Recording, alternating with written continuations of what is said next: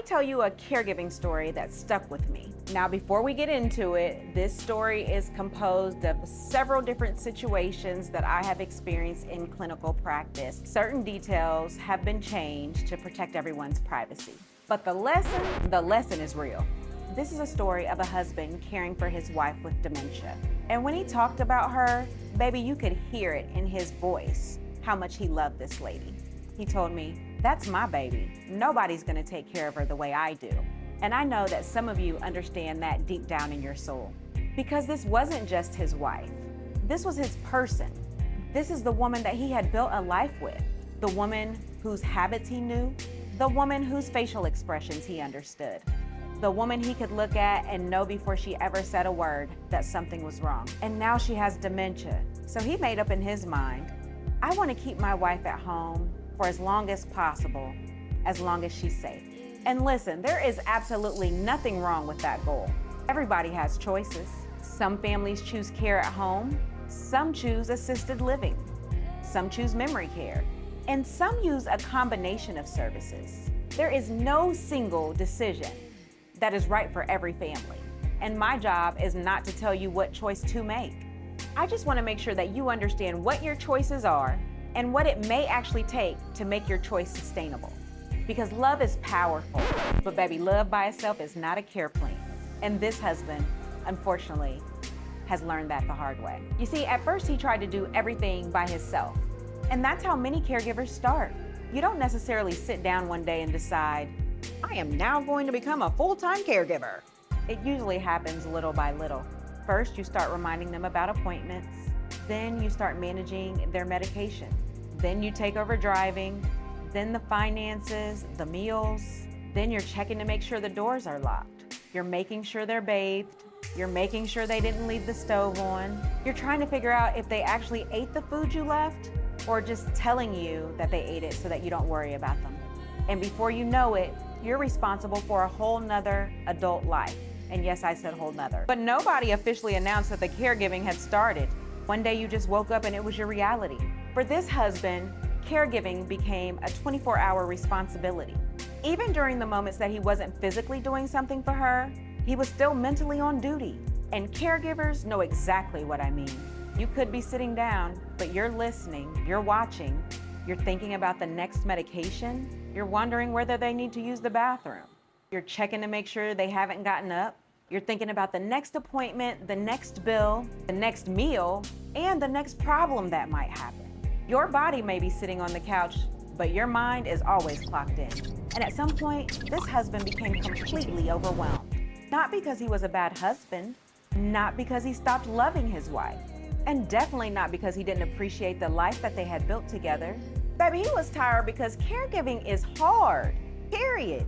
You see, you can love someone with everything in you and still be exhausted by what it takes to truly care for them. Both things can be true at the same time. And I need caregivers to stop feeling guilty for admitting that. You can say, I love my husband and I'm tired. I love my mother and I need a break. I love my father, but I cannot keep managing this all by myself. I want to keep my wife at home and I need people to help me do it. Those statements don't cancel each other out. Asking for help does not mean you love your person any less.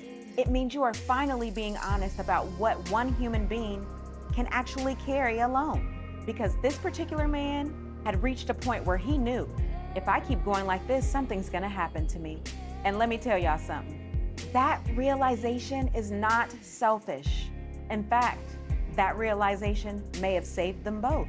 Because tell me, what happens to your loved one if you simply collapse? What happens if your blood pressure is out of control? What happens if you stop going to your own appointments? What happens if you become so sleep deprived that you make a medication error?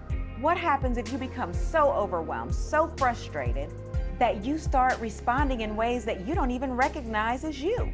We talk all day about keeping the patient with dementia safe, but sustainable caregiving requires us to take care of two people, the person living with dementia and the person providing the care.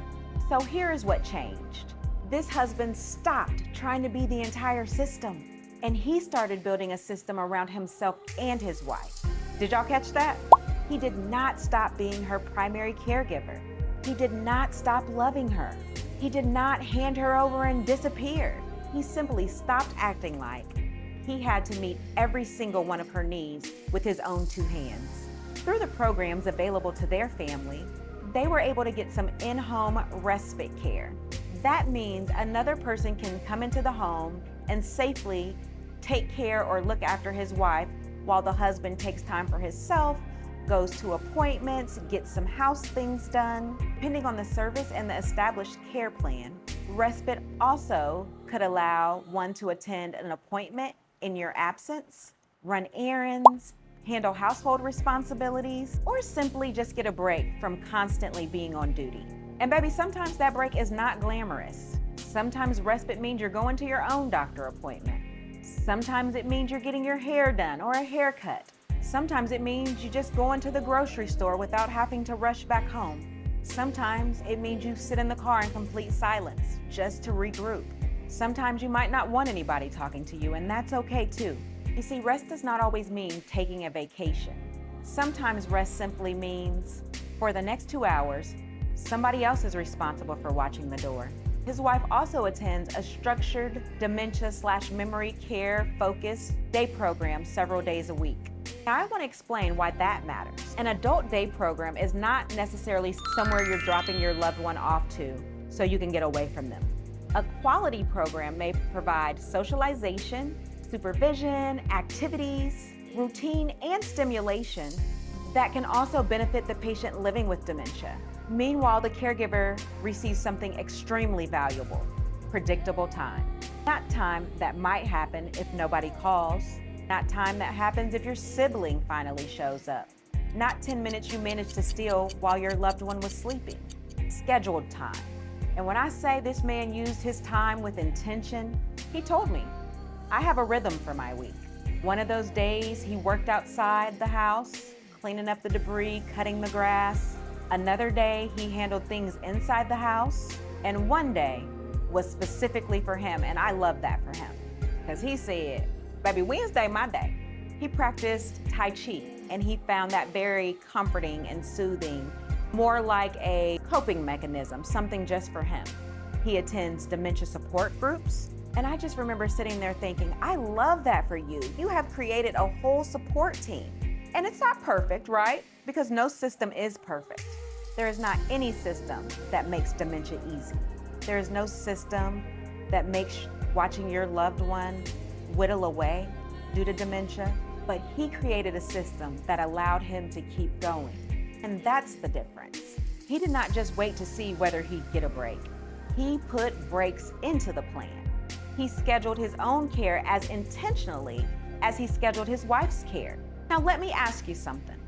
If I looked at your calendar for the next 7 days, would I see any time that belongs to you? And I'm not talking about, I might get a minute on Thursday. No. Is there an actual block of time? Is there a specific person responsible for your loved one? Is there a plan for what you will do during that time?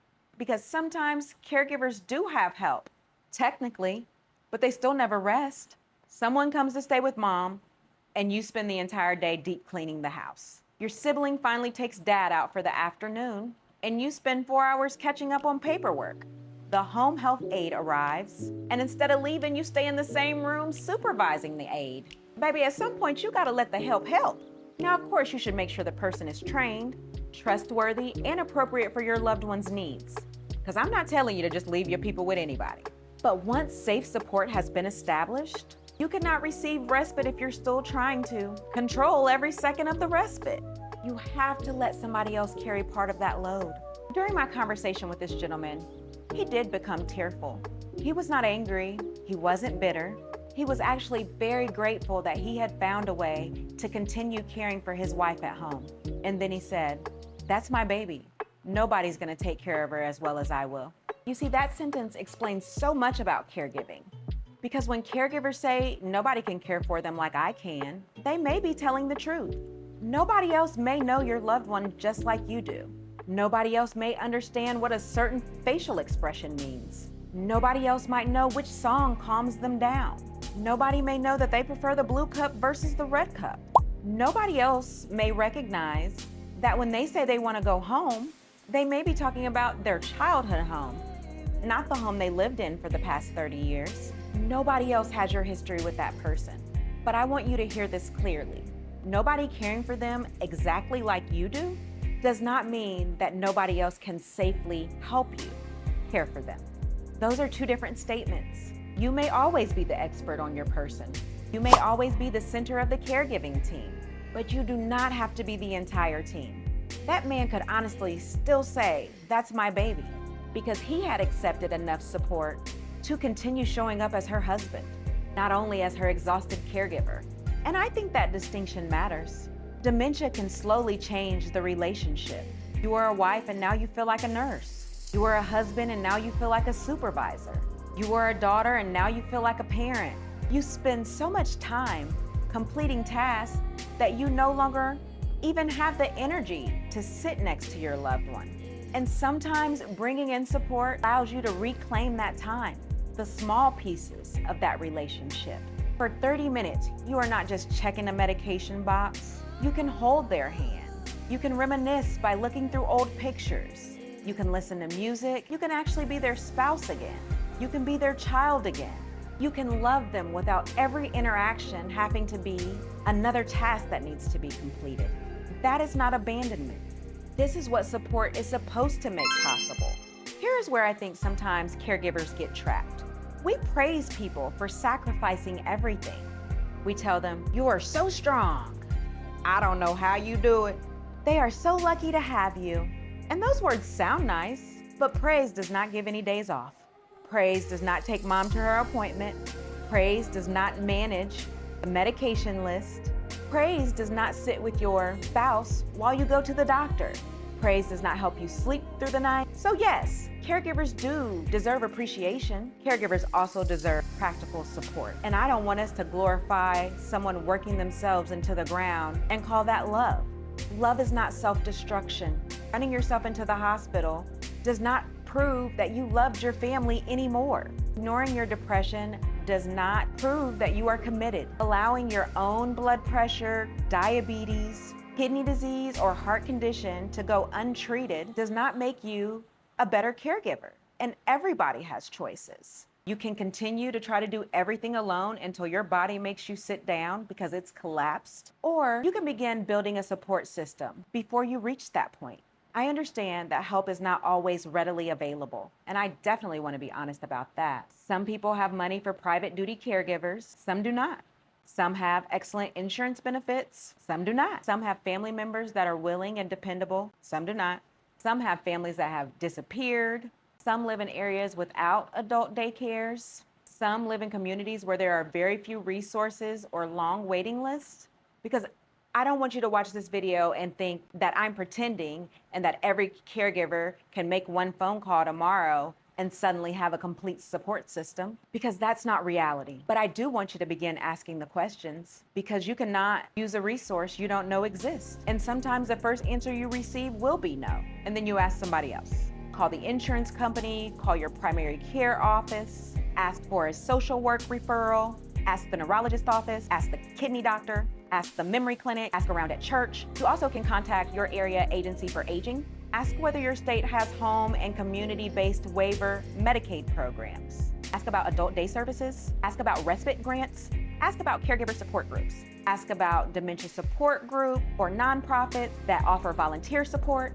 And when you call, you don't have to know all of the fancy medical jargon. Simply just ask, "I am the primary caregiver for someone living with dementia.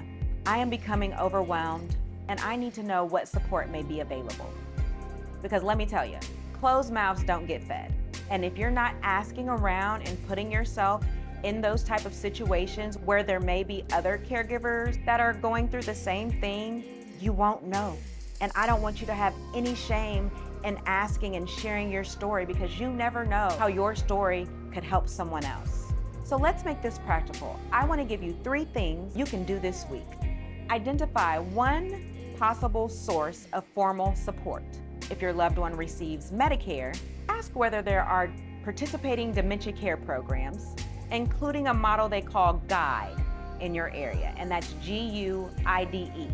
If your loved one is a veteran receiving VA care, contact the VA Caregiver Support Program and ask about caregiver education, coaching, support groups, and respite options. If Medicaid is involved, ask about the home and community-based waivers, adult day services, and in-home support. You are not required to know everything about every program before you make that call. Your job is to just start the conversation. Number 2, create one protected time block just for you. Not someday, not when things settle down, because with dementia, things may never settle down. Choose a realistic block of time, maybe 2 hours once a week. Maybe it's one morning every other week. Maybe it's 30 minutes when another trusted individual comes over. Put it on the calendar. Decide what you're going to do during that time. Decide who will cover the care. You could exercise. You could use that time to go to therapy, attend a support group, sit in the park, handle your own medical appointment, take a nap, or my favorite, absolutely nothing. You do not have to earn the right to rest by finishing every chore first. Number 3, and this is the most important, stop using independence as a measure of how good a caregiver you are. Doing everything alone is not the goal. Providing safe, sustainable, and loving care is always the goal. And sometimes the most responsible thing that you could say is, I can't continue to do this all by myself. That sentence is not a confession of failure. It is the beginning of a care plan. You see, what stayed with me about this particular husband was not simply that he loved his wife. A lot of caregivers deeply love the people they care for.